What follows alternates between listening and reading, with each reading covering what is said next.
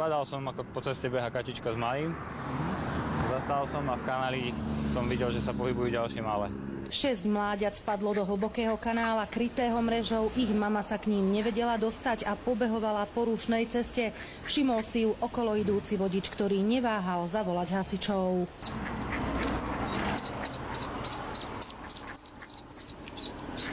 Za mamičkou.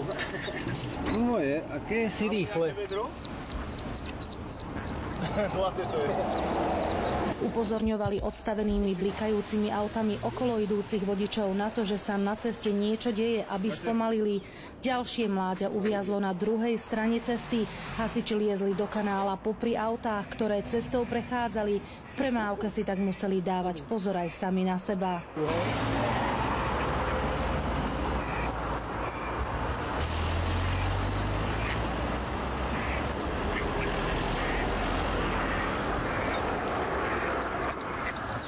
Behala určite aj s malým, zo 3-krát by ich tu už bolo zrazilo. Kačacia rodina prešla z Hrona cez 2 dvojprúdovky plné aut. Hasiči ich naložili do vaku a odviezli späť k vode. Všetky sa bezpečne vrátili tam, odkiaľ sa vybrali na výlet. Oni pôjdu za ňou.